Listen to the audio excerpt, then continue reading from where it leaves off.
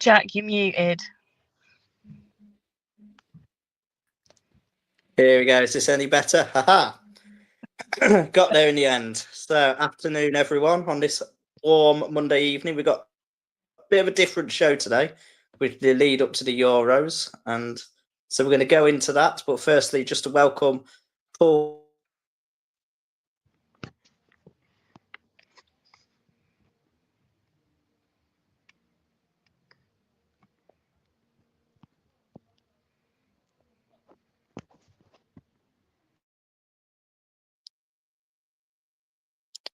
Can people still hear me?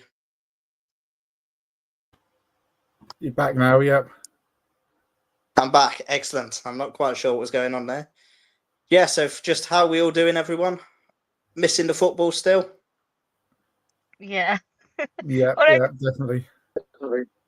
Yeah, 100%. Yeah, it's so boring without football. I mean, I'm quite lucky. I get like the tournament. No, that's good. Yeah, I mean, to be fair, I'm enjoying the cricket at the moment, but I think in the nice weather, it's always good to get a break. But I'm definitely ready for these Euros coming up. I mean, I'm going to start with you, Paul, just very quickly because I know you are, especially when it comes to some of the younger Arsenal players, our experts. But pretty big in the transfer rumour news at the moment is about Freya Godfrey being linked to Manchester City today. Just for those who don't know much about Freya, just can you let us know what type of player she is and, yeah, what potential you think is there? And should we be selling to a potential rival, one of our young prospects? Yeah, I mean, she's a great sort of mainly a left winger.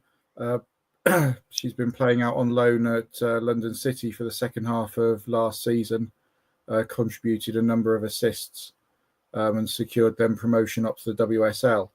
So she gained some much-needed minutes there.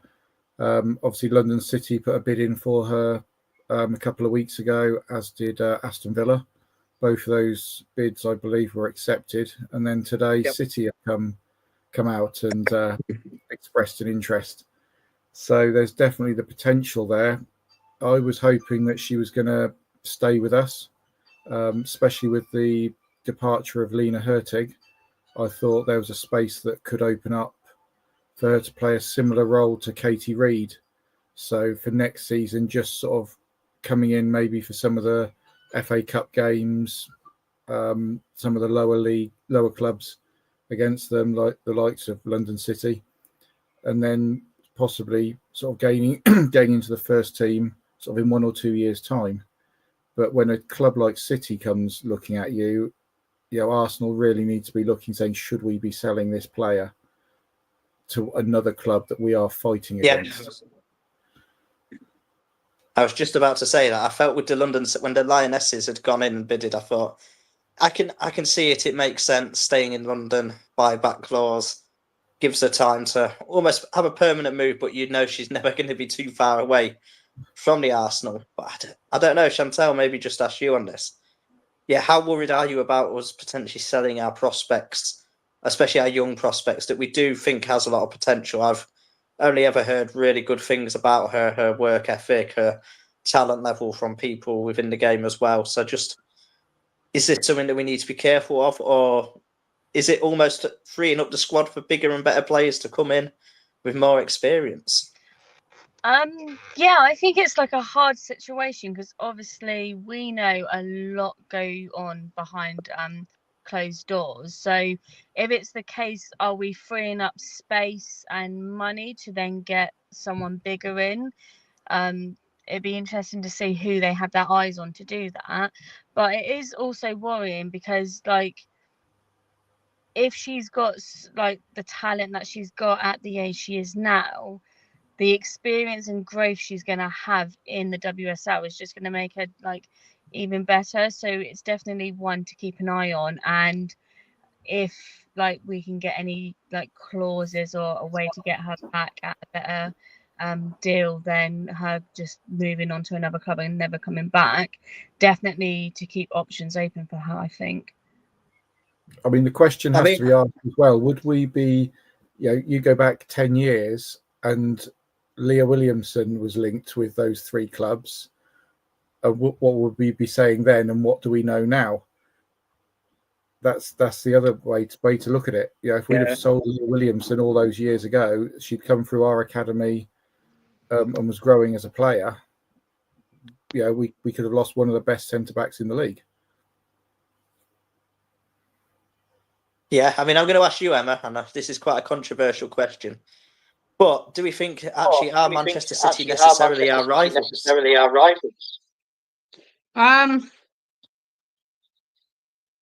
To be perfectly honest, I think they've got a lot of growth to do, and I think they're too hungry. So not particularly our biggest rivals, but they could rival us for 3rd place, if that makes sense. Because I think that Chelsea, makes sense. Yeah, that makes sense. Chelsea needs to be taken down a peg or 2 by us this season. It needs to be ours. So, yeah. But I would definitely not sell Taya. Yeah, her skills are quite advanced for such a young age. I think Taya's already been sold. The Lionesses. Yeah, Taya's left. They haven't actually announced yet where she's going, but she's been released by us. Yeah, it will be an interesting one to see. I mean, obviously, I'm going to hope there's a buyback clause. I think probably most Arsenal fans would have preferred a loan, but then we're obviously hotly linked with the likes of Olivia Smith. So I'm sure hopefully we'll bring in someone to replace her, maybe to step up the next level. And yeah, I'm sure wherever Freya goes, there's going to be quite a long career. And obviously I know a lot of Arsenal players leave Arsenal quite an early age and then end up returning back about age 25, 26. So I'm sure we'll all be watching that one with great interest. But now we've ticked Arsenal out of the way, I think it's only right that we move on to the Euros, which starts this Wednesday with the Switzerland group. I mean, firstly, are any of you guys getting the chance to go to any games? No, sadly not. Sadly, I'm a teacher, so I don't get any annual leave. No. I would love to go to at least one of the games, but I have to do a lot of groveling. So wish me luck with that. Yeah, let's hope. I mean, I read the other day that I believe more tickets have been sold for this Euros now in Switzerland had been even sold in the previous one that was hosted here. So it looks like attendances and numbers are all looking very good. And from what I've heard, Switzerland's a pretty beautiful country. So, Paul, who are your favourites for the tournament? Let's start with the big question first. It's going to be a tough one. I mean, you look at England. On our day, we can beat anyone, but we haven't been wonderful in the qualifying and the lead up to it. Let's be totally honest. We've got a very tough group with the likes of France and the Netherlands in there. A couple of the other groups look a little bit tasty as well. So it could come down to just an odd goal here and there. But, you can't write many of the teams off. I mean, us, France, Germany, Netherlands, Sweden, Italy, Spain, Belgium, they're all up there. They're all it's going to be a tight one, I think. I think the quality is very, very equal across the board. No, yeah, I completely agree. I was just looking at the groups about 10 minutes ago before we came on. And yeah, I mean, Chantel, I looked and I thought there's easily 7-8 teams that if they won it, you wouldn't be surprised. I mean, Sweden, Denmark both have teams that are full of fantastic players. Norway. Obviously, you've got the host Switzerland who also have good players and with the home advantage. Germany and France are literally just across the border. Italy borders with Switzerland as well. There's us, Spain. I mean, yeah, who do you fancy? And just, yeah, how good is it to have a proper competitive international competition, because I know so many of them, we get so many dead rubbers. But I mean, I can't think of any in this tournament for this year. Yeah, I think it just shows from like going back to the last Euros or even the Euros before that, you kind of had the top couple of teams that you knew were going to go through to knockout semis and finals. But with the growth of the women's game now, a lot of teams are becoming more competitive, and it's nice to see. Not so nice as an England fan to be like, oh, our group stage. I think it will be either like Spain or whoever tops our group will be in the final, so it'll be interesting to see. But like we know the last Euros battle to get to the final wasn't easy. We faced Spain, who gave us a good run, and obviously Spain's done well in their Euros and World Cup, and then Germany is quite a dominant team. So then, like, to make it out of our group stage against France or Netherlands, who are two big teams, I think if we can pull that off and hopefully not get Spain or Germany in the semis until the finals, I think it'll be a good race for the title again for us. No, yeah, absolutely. I mean, Emma, let's start with the England group, because I mean, it jumps out at you with the fact that you have got the French in there. You've got us, obviously Wales in their first tournament, which I think, yeah, I'm hesitant to write Wales off, just because when you've got absolutely no expectations, it can make you pretty dangerous. And I know there's quite a few Welsh fans that are going to be heading down for the tournament, so they're going to be pretty well supported. And then obviously the Netherlands as well, so you've got previous winners and stuff. I mean, I don't think any of the teams, except maybe Wales, has had actually a settled entry into it. Obviously, you've got the English side that's lost Millie Bright, that's had the Mary Earp saga. There's been a couple of retirements. The French have dropped Wendy Renard for the tournament, and I believe Les Sommer's also been left out. So yeah, who do you think is favourites for that group? And just, do you think the unsettled nature for both France and England is going to have an effect on that group? Or do you expect them to come through top?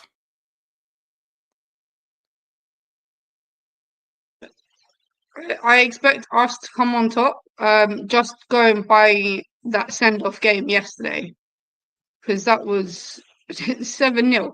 Like, when do you do that? Well, they've done it before. They've done like 10-0ers and that. But what a way to start and show your determination. But I think the table will go, it'll probably go England, then Germany, Netherlands, and then France to finish top. But don't, obviously you can quote me on that when it happens, but I think that'll probably be the way it's gonna go because of the uncertainty.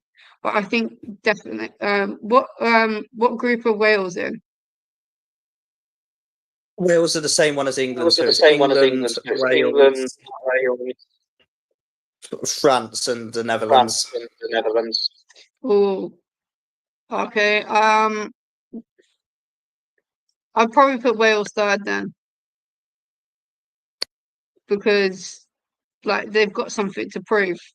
Like they, like, even the TV show is saying we've already made history by like getting in there.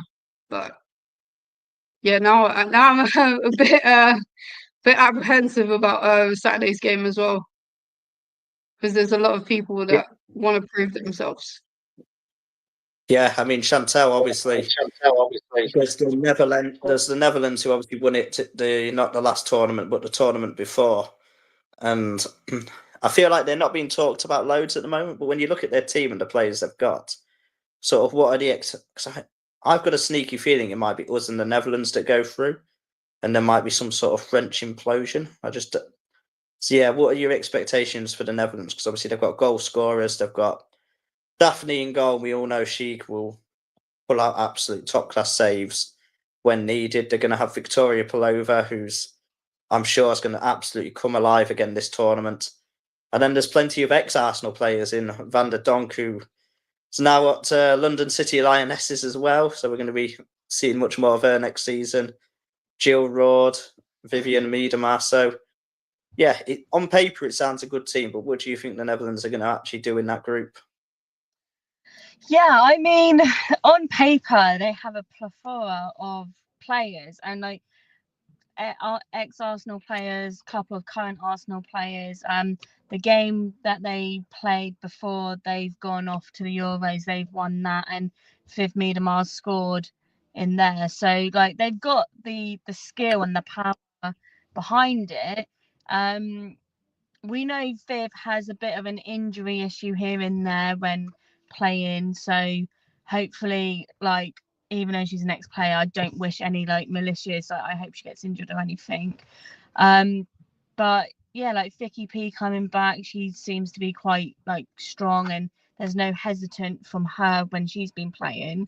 So there, I think out of France and Netherlands is the ones that I'm definitely worried about. France, like you've said, they've lost Wendy Renard, so that's like a big defender at the back and as their centre back that will be going.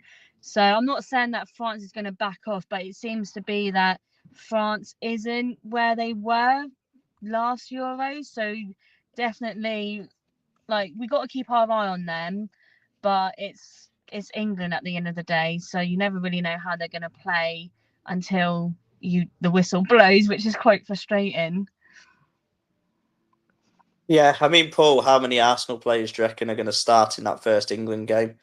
Obviously, you've got the captain, Leah. I'm guessing Russo will start. I mean, I guess the question is, if you're Serena Wiegmann, are you going to go Beth Mead or Chloe Kelly? The decision that Renee Slagers, I think, has had to battle with most of this season as well.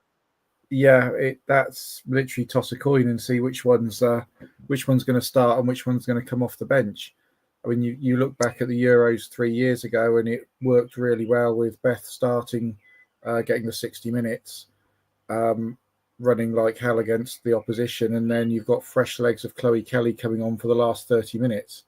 So, looking at the game the other night, you look at that starting lineup and you think, do you know what, that's probably her starting lineup going into that first game against France. As much as I don't like the player, it was good to see Lauren James come off the bench and just get those few minutes there that were needed, because if you're going to take a player that's been out injured for so long, you need her to be ready to come on if called upon. So yeah, I mean it's going to be it's that Beth Chloe scenario, isn't it? And we know Serena doesn't like to change her starting lineups too often. We saw that in the Euros 3 years ago. We saw it in the World Cup a couple of years ago. It's the odd change maybe here and there, but yeah, I reckon that's probably the starting lineup against France. I suppose the other question when talking about England is, does anyone disagree with the fact that Alessia Russo, by the end of this tournament, will likely be the Golden Boot winner? I mean, I think it'd take a brave person to bet against her at the moment. I don't know if anyone wants to throw any other names for the top goal scorer of this competition this summer, but I feel like Russo, if you were a betting person, would have to be pretty low odds and a pretty safe some silly injury. I can't see it being anyone else. I think it depends how teams line up, because like with Serena, we know she doesn't like to swap, and really we see Russo as our starting striker, and then the likes of Aggie and other players coming in to take that role. So she should get the most minutes to be able to score the most goals. But it depends if other teams set up like that as well. So the likes of Spain or the Netherlands, if they play like a consistent striker or number 10 who likes to score goals, then I think it will be like an interesting title race. But I'm hoping Beth Mead can do what she did in the last Euros and like score a couple of bangers throughout the group stage as well. Yeah, I think a good tournament for Beth Mead could be absolutely crucial.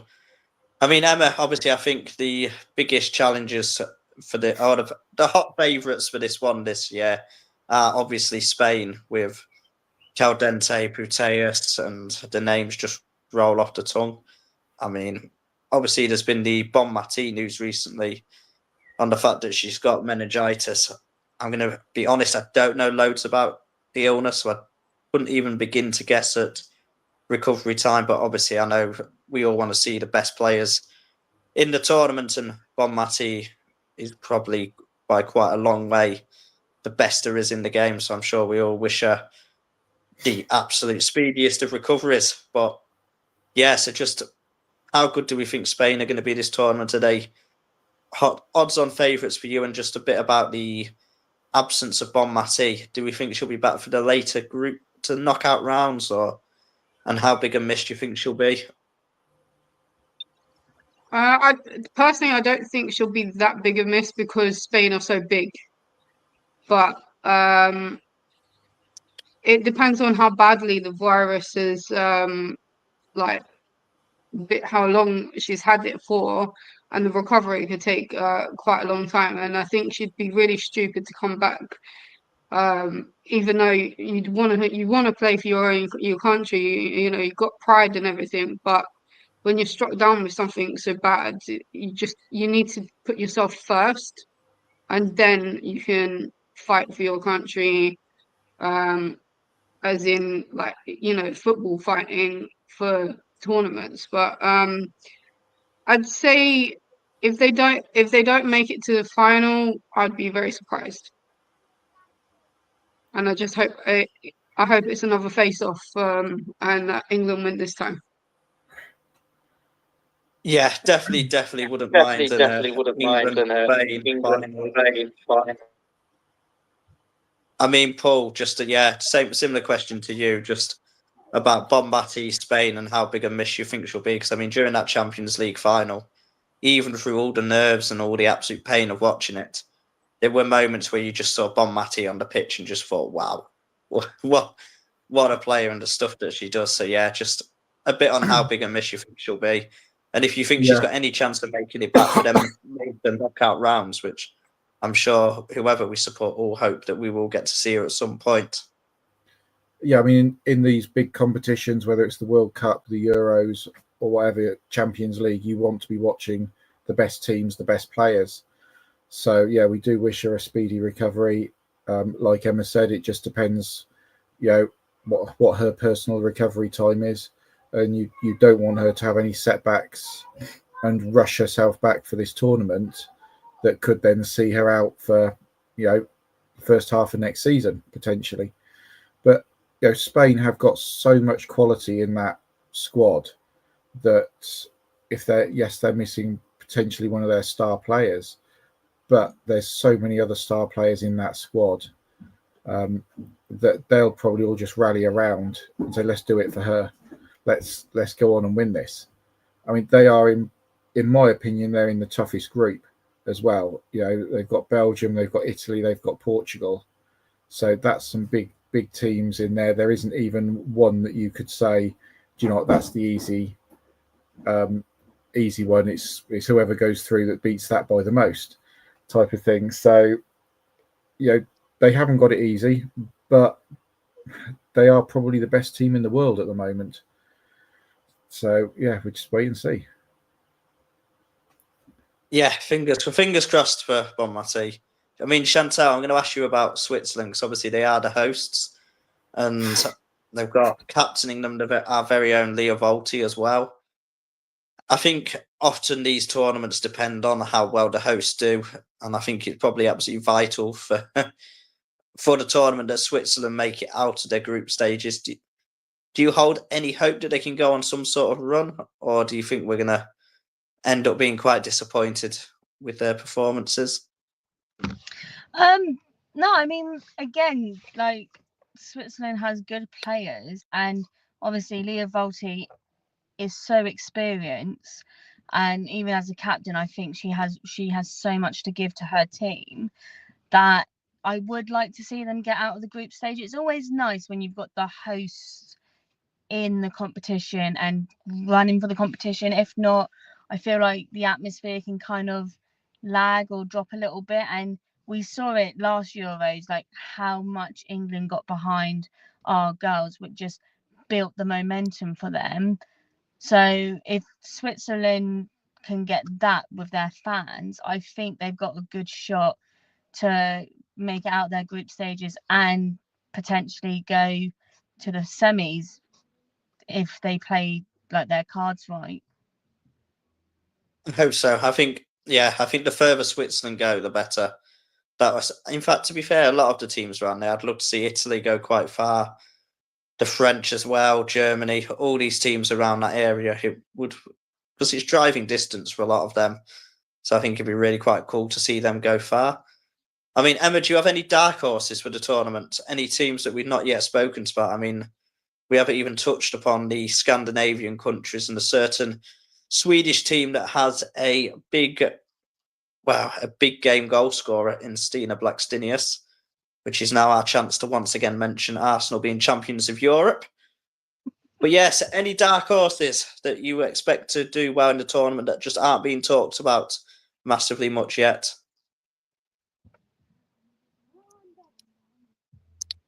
Not particularly, but it, like, I mean, going off based of what previously happened,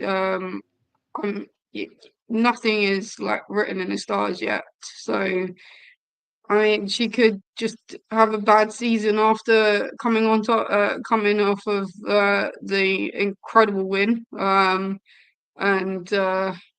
you know, if she pulls it out of the bag, then she pulls it out of the bag. But I've seen that she doesn't really get much goals in the group stages. It's always on the bigger stage.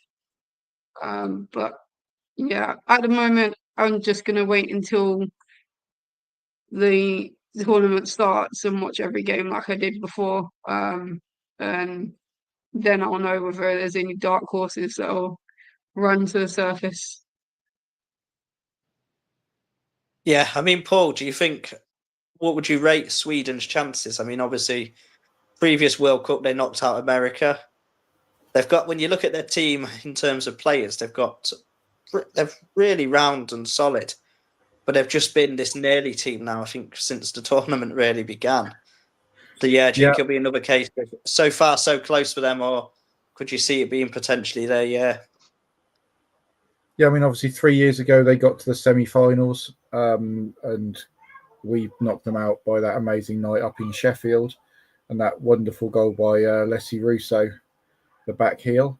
They're in a group with Germany, Poland, and Denmark. So on paper, you'd probably expect Germany and Sweden to go through from that group, but you can't write off Poland or Denmark. They've both progressed in previous Euros, previous World Cups out of the group stage. It could all come down to one little result, probably between Denmark and Poland, who wins out of that particular game. And I'll just get a little plug in there that we all know there's a great little Danish midfielder. That's. I was just about to say that, Paul. Yeah. So I'll just get that one in there. Do we think a certain Danish midfielder could be the deciding factor? Are we going to have our hands on our heads going, oh my God, what have we done? Well, there's potential for us to play Denmark in the next round if they qualify through. So, we could be holding our heads thinking, what have we done if she scores that goal against us? But, for internationally, recently she played 3 games and she got 1 goal and 2 assists in those 3 games. And she didn't play a full 90 minutes in any of them.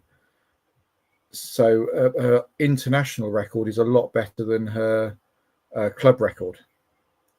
But yeah, I mean, going back to Sweden, I can see them being a almost team again this year. They're not quite there. We know they've got a few players that can step up and on the big stage when they get to the semi-finals or even a final if they manage to get that far, as was proven back in May in Lisbon. But yeah, I just don't see it this year for them.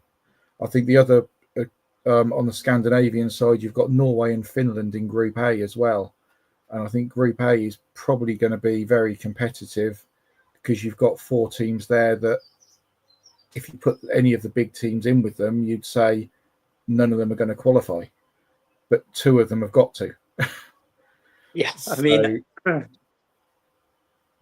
Chantal, surely we're going to have to see a Norway team at some point there that performs with the players that they've got. I mean, especially in their attack. I mean, if I was Norway manager, I'd be hesitant to even worry about the defence. I'd say, come on, you've got Graham Hansen, Frida Marnham, and the likes. Just get that ball forward.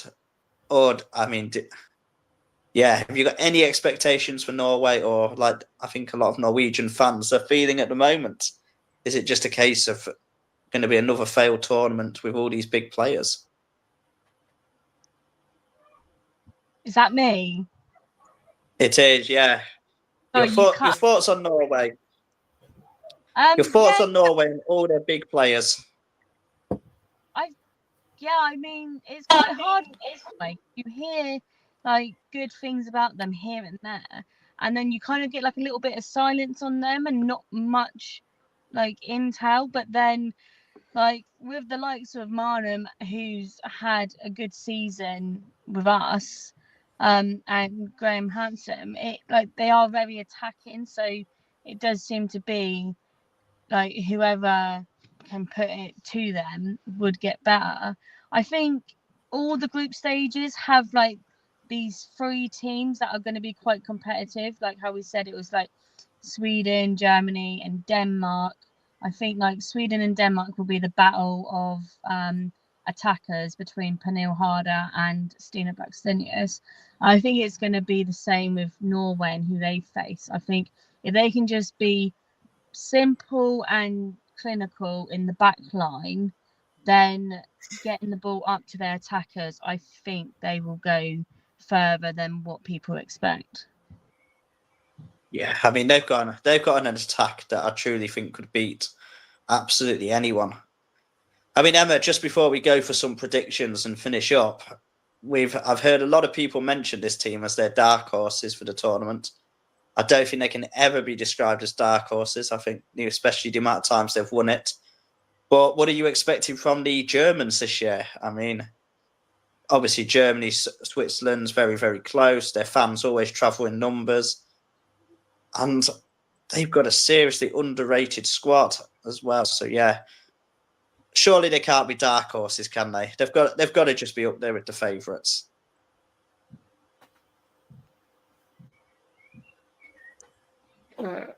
I would definitely put them up there with the favourites to win, because they're just incredibly strong and they have a stubborn defence, a bit like us.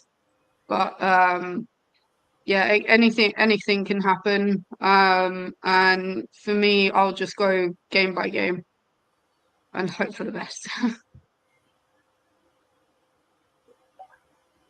All right, so we're going to just have a little go at some predictions whilst we're all still here.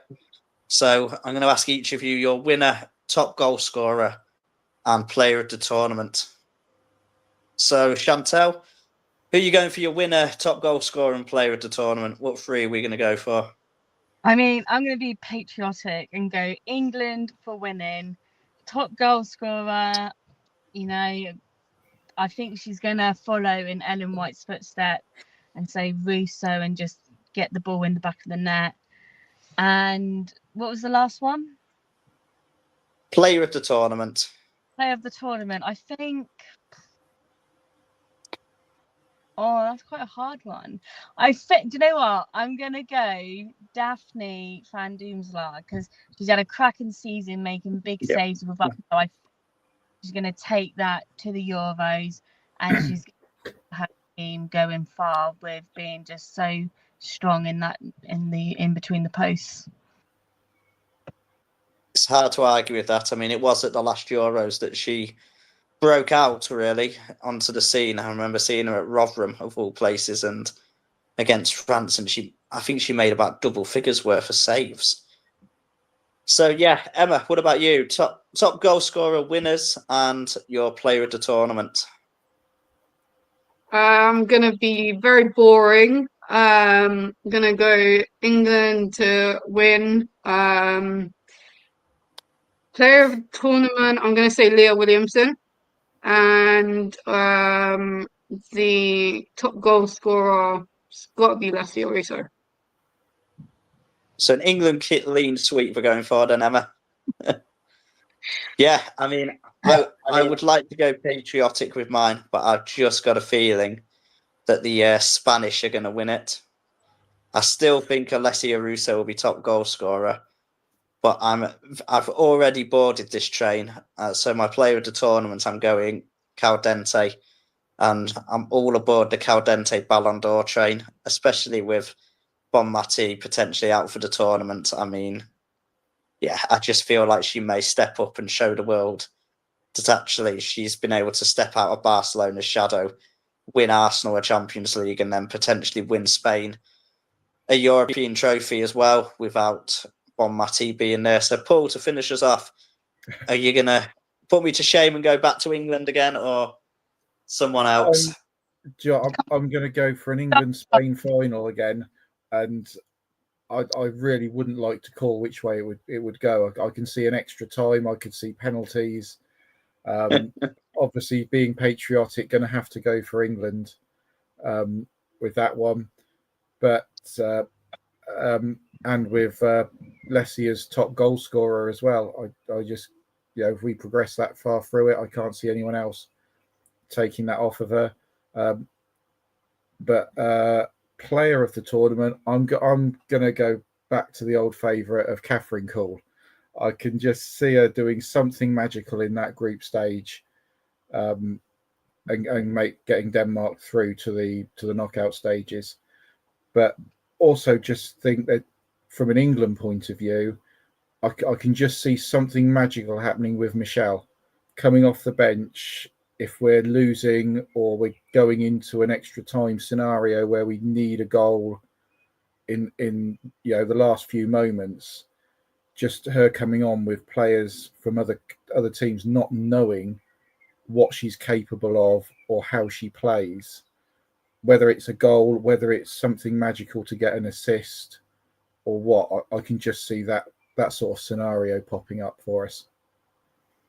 So is she your young player of the tournament to watch for, Paul? Because obviously, I know you know much more than I think the rest of us on that. Or is there anyone? Or is there anyone else that's almost worth looking out for as well? Just quickly before we go. Obviously, I don't know much about the younger players from the other countries, so I think she's probably going to have to be the one to watch with us. I just hope she does get a few minutes off. Whether we're when we're 6-0 up in the semi-finals, give her 10 minutes at the end, just give her a run out. But yeah, she's the one to watch. All right, well, I think we'll leave it there. We're going to be doing plenty of other Euro-themed podcasts throughout the rest of the tournament, which obviously starts Wednesday. Those who have got the chance to go, I'm sure are going to absolutely love it. Switzerland is, as we say, meant to be amazing, and I think it's about 32 degrees over there at the moment. So I know if you follow Leah Volti's Instagram page, she's posting lots and lots of stories, I think, persuading everyone to book plane tickets, time off, and try and get themselves to Switzerland. And it's, certainly working and certainly persuasive. So thank you for joining us, Chantal. I know obviously you're quite busy today, but really appreciated having you on. Always a pleasure to come on and always willing to be here. So thank you very much. No, thank you. And of course, Paul, as always, thank you to have you on. You're like, I was going to call you the Kim Little of the team, but I don't know if some of the Scottish lot would take to that too kindly. But I was going to say, always there, always reliable. Yeah, Mel might have something to say about that. So, we'll leave that there. And of course, thank you, Emma, as well. Good to have you on again. Yeah, it's a pleasure always. And thank you guys for having me back. All right, so thank you very much. We'll leave it there for today. And catch us next week where we'll actually have some Euro games to chat about, as well as probably, I'm sure, some more various Arsenal transfer news